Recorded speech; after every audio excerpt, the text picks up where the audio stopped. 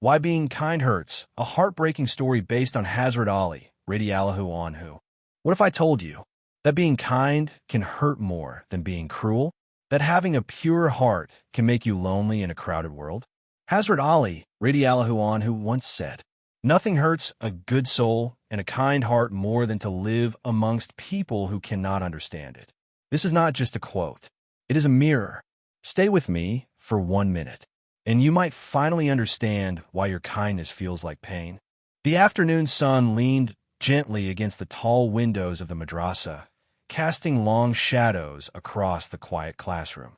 Dust particles floated like tiny stars in the light. The room smelled of old books, ink, and calmness. Only 2 people remained inside, a teacher and a student. The student, Yusuf, sat with his head lowered, fingers gripping the edge of his notebook. His eyes were tired, not from study, but from something deeper, something heavy. The teacher, Sheikh Ibrahim, noticed at the moment Yusuf walked in. A teacher who had spent decades teaching hearts before minds could always sense when a soul was wounded. Yusuf finally broke the silence. "Ustad," he said softly, his voice trembling, "I read a quote today by Hazrat Ali, radiallahu anhu. It says, 'Nothing hurts a good soul and a kind heart more than to live amongst people who cannot understand it.' I understand the words, but I don't feel their meaning. Why does goodness feel so painful?" Sheikh Ibrahim closed his book slowly. He looked at Yusuf for a long moment, as if measuring the weight of his question. Then he said gently, "Sit closer, my son. This is not a quote to be explained. It is a quote to be felt. Let me tell you a story." Yusuf leaned forward. "There once lived a man named Salman in a small desert town, surrounded by dry winds and harder hearts. Salman was known for his kindness, not the loud kind that seeks praise, but the quiet kind that serves without witnesses. He woke before far to clean the mosque floors though no one asked him. He fed stray animals while others threw stones at them. He spoke gently even when spoken to harshly. His heart was soft in a world that had learned to be sharp. But kindness, Yusuf, is often misunderstood. Salman's neighbors began to mock him. Why do you help those who never help you back? Why do you forgive people who insult you? Are you weak, Salman, or just foolish? Salman would smile and say nothing. His silence angered them more than any reply could. One night, a poor traveler collapsed outside the town gates. His clothes were torn, his body burned by hunger and heat. People passed him by, afraid he was a thief or a burden. Salman carried the man to his own home. He fed him, washed his wounds, and stayed awake all night reciting du'a by his side.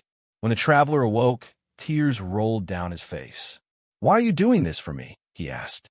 Salman replied, "Because Allah sent you to my door, and I do not question Allah's gifts." Word spread quickly, but not as praise.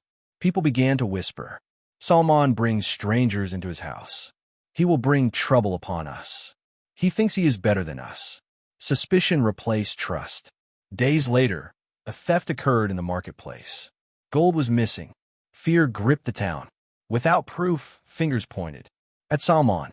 "He is too kind," they said. "No one is that good without hiding something." The guard came to Salman's door. Yusuf's breath caught as Sheikh Ibrahim paused. They dragged him through the streets. The teacher continued, voice heavy. The same streets he had cleaned, the same people he had fed. Salman did not resist.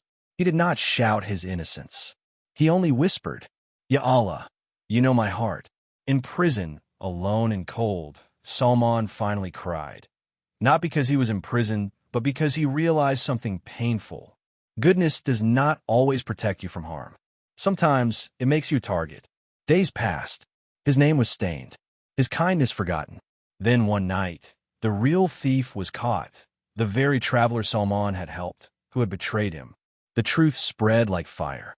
The people rushed to free Salman. They apologized. They cried. They praised him. But Salman had changed. When they unlocked his cell, they expected anger or relief. Instead, they found a man whose eyes carried deep sadness. "I forgive you," Salman said, "but understand this." He looked at them all. A kind heart does not break when it is hurt. It breaks when it is misunderstood. Silence fell. Salman left the town soon after. He chose solitude over misunderstanding. In the town, it remained noisy, crowded, and empty of peace. Sheikh Ibrahim stopped. Yusuf's eyes were wet.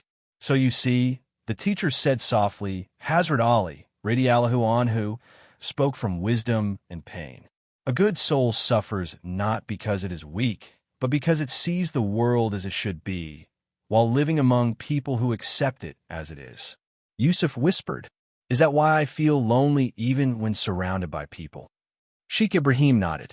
"Kind hearts are rare, my son, and rare things are often misunderstood. But Allah understands, and that is enough." The call to ASR echoed outside. Yusuf stood, heart heavy but clearer. He finally understood. Sometimes, the pain of being good is not a punishment. It is proof that your heart still lives. If this story touched your heart, if you've ever felt misunderstood for being kind, then you are not alone. Like this video so it reaches someone who needs it. Subscribe to the channel for more heart-awakening Islamic stories. Share this with someone whose goodness is being tested. And remember, Allah understands every silent tear. Your kindness is never